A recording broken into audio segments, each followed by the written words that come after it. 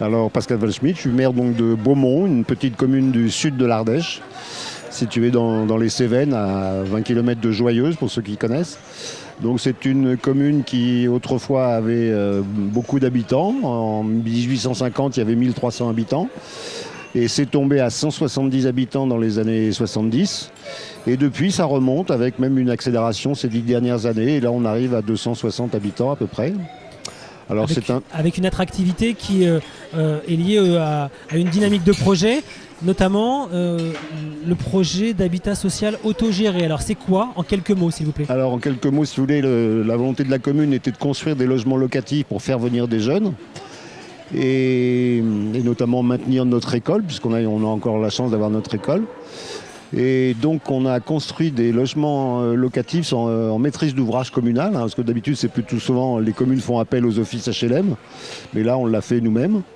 Et on a eu la chance de bénéficier d'un programme de la Fondation de France qui s'appelle Nouveau Commanditaire, qui aide les associations, les communes à faire appel à des artistes ou à des gens qualifiés pour des projets donnés. En l'occurrence, on a donc eu la chance, grâce à ce programme, de faire appel à un architecte qui s'appelle Patrick Bouchin, qui est un architecte connu et qui nous a beaucoup apporté justement dans l'innovation par rapport à dans ce projet. Donc on est bien dans l'innovation sociale, mais c'est un projet d'habitat social autogéré. Alors comment ça marche? Autogéré, c'est le terme qui est utilisé pour le présenter? Non, peut-être c'est pas le bon, dites-nous. Non, c'est pas. Enfin, c'est plutôt participatif, si vous voulez, ou coopératif. Je ne sais pas ce qu'on peut utiliser comme terme. Puisque d'abord, Patrick Bouchin, l'architecte, voulait qu'on choisisse les futurs habitants avant de commencer le chantier, de façon à ce que les futurs occupants fassent les plans intérieurs de leur maison avec l'architecte.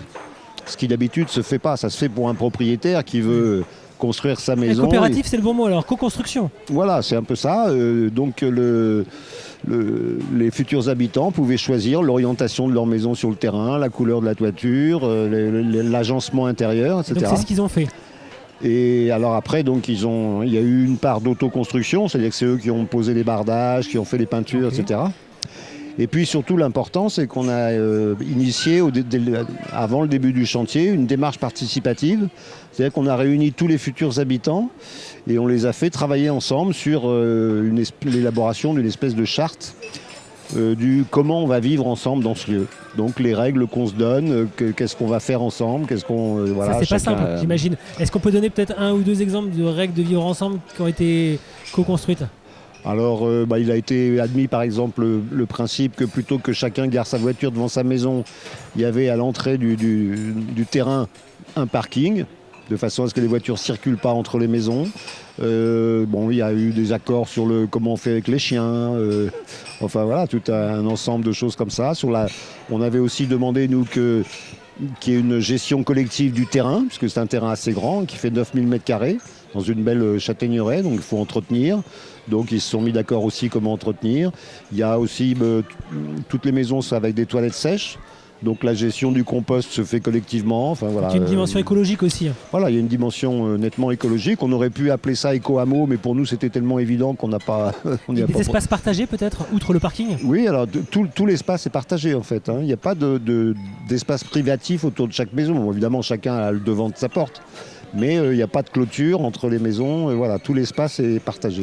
Et donc aujourd'hui, il est complètement rempli Ah oui, bien sûr, dès que ça a été construit, ça a été rempli. Et c'est un projet qui a donné peut-être aussi envie à d'autres communes autour? Oui, on a eu beaucoup de visites d'élus, d'associations, etc. Après, est-ce qu'il s'est fait des projets équivalents ailleurs? Pour l'instant, j'en ai pas entendu parler. Bon, c'est vrai que financièrement, c'est quand même un projet un peu coûteux, puisque c'est quand même des maisons de très haute qualité, avec un taux d'isolation très, très, très important. C'est des familles classe moyenne? C'est quel profil? C'est du logement social. Donc non, c'est des jeunes couples qui ont peu de moyens. Ok, d'accord. Et alors, ce qui est important pour nous, comme on est un peu dans la campagne, c'est de choisir des gens qui ont un projet de vie et un projet professionnel, parce que chez nous, il n'y a pas d'emploi. On ne peut pas aller frapper à la porte d'une usine pour avoir un boulot. Donc, il faut créer son emploi.